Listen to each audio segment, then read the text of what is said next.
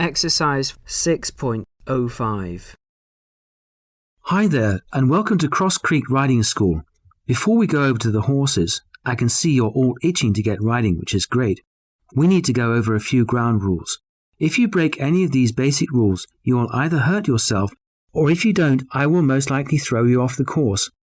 I realize that sounds a little unfriendly, but I want to impress on you from day one the importance of following these basic rules.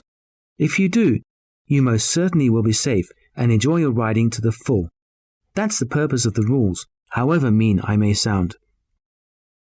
If you don't follow the rules, the chances are you will be injured or cause an injury, and if I catch you ignoring basic rules, that's the end of your time at my school. My rule number 1 is clear and simple. Always respect the horses. They are wonderful creatures, and as a rider, you should be looking to form a partnership with your horse. If you want to totally dominate a horse, then you need to go to another riding school. That's not what we teach.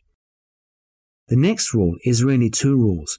Always wear a helmet and boots when riding, unless you want to maximize damage to yourself if you fall off. And always wear boots when you are anywhere near a horse, unless you want to lose a few toes. These rules go for all riders. Rule 3 is more of an observation. You will fall off.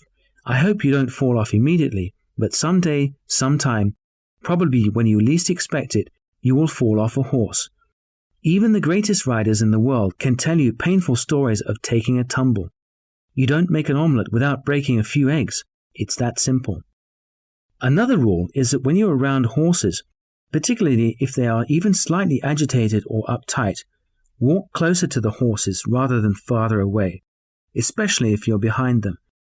You may think you're a long way behind a horse, but unless you're more than 3 times the distance of the horse's body away, he or she can still kick you.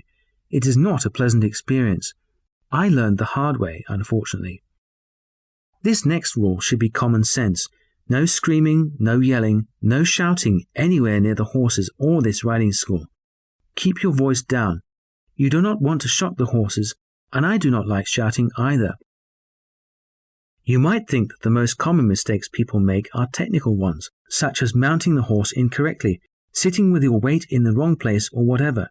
Actually, the mistake you see most from people who are new to horses, or who don't want to learn how to behave with or around horses, is that they just don't pay attention to the horse. Remember, however well you know your horse, he or she can still be unpredictable, so you have to keep an eye on them. What we are aiming to do is to teach you what you need to have the confidence and ability to get out there and really enjoy that amazing feeling of being in partnership with a horse out in the open air.